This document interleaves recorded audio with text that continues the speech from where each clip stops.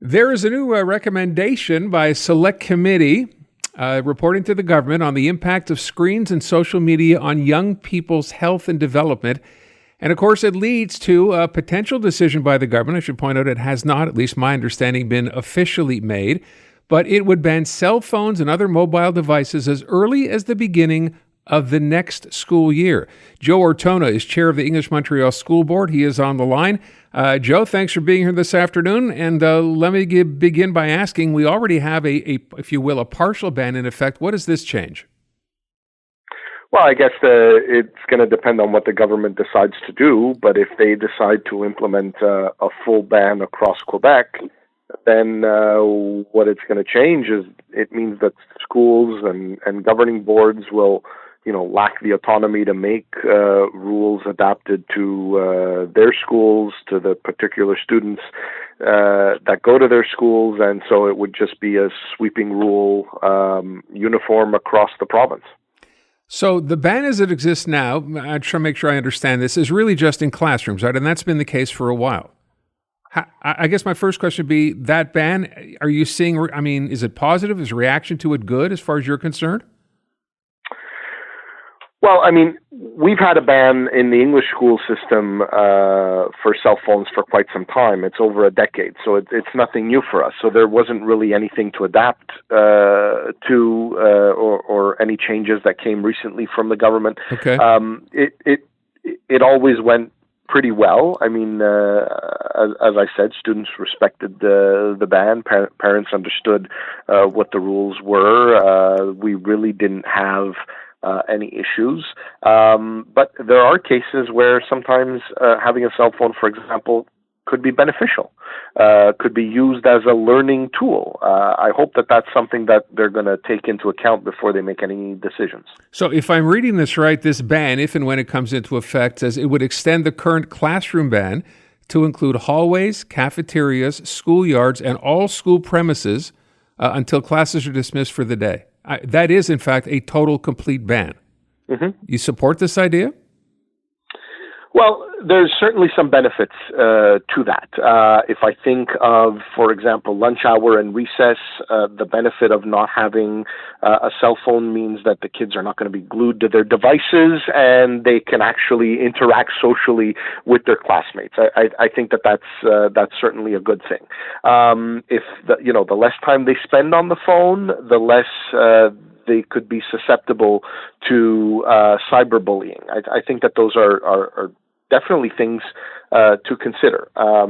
My concern is some children with particular special needs might need a device and find it helpful. Children with certain medical conditions might need like a reminder or a ringer to remind them to take their medication or something like that. So it's just important before we implement a uniform ban province-wide to apply to every school and to every student that we take into account that there are certain instances where exceptions might be necessary and that we give that proper consideration. Well, it would seem to me then in cases like that, special needs, kids who are sick maybe need to be reminded of appointments, etc., that's something you could, I guess, with a teacher or, whoever the administrator is in that school, they would be aware of those particular kids and they could have their phones. Is that how it works now? Well, right now, the way it's worked in our system is, as I said, the rules were made depending on whether it's an elementary or a high school, based on the students, their maturity level. The rules were made by consulting with the governing boards, and so each school really had the rules adapted to that particular school. So I hope that there's still going to be special circumstances that could be considered.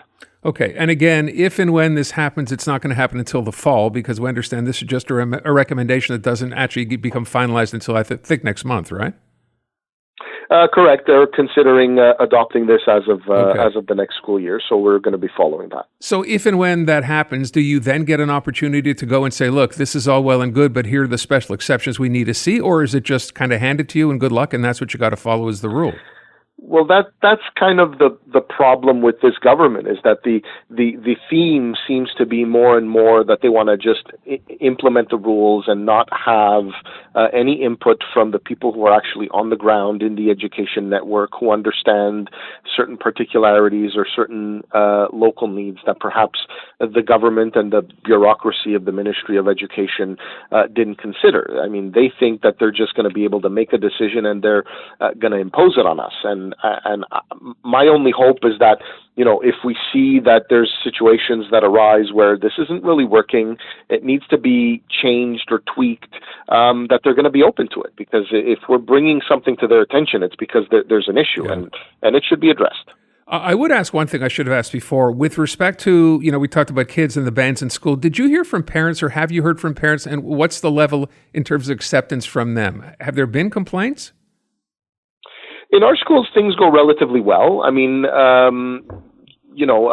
ban of the cell phone from the classroom, aside from the fact that there could be some benefits because it could be used as an educational tool, but it could also be a distraction. So in many cases, parents understand. They were supportive, they were on board, and the kids respect those rules. Having a total ban from the beginning of the day to the end of the day, I can't speak for all of the parents, but I think some of them may take issue with that because they rely on the cell phones to communicate with their kids during the day, and I don't know how receptive they're going to be knowing that they can't get a hold of their children at all throughout the day. So I guess we'll have to see and follow that as well. Yeah, which is interesting, right? You think back to when we were in school, you'd see your parents on the way to school, you'd see them again at the end of the day. Now apparently there needs to be contact during the day. I imagine that kind of behavior is going to be hard to change.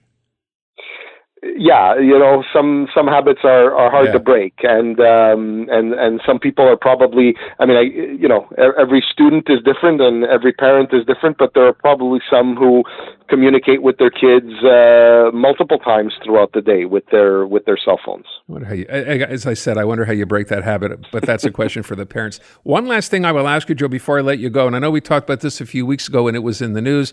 The Bill 40 ruling. Have you heard anything back from the Quebec government as to what they plan to do?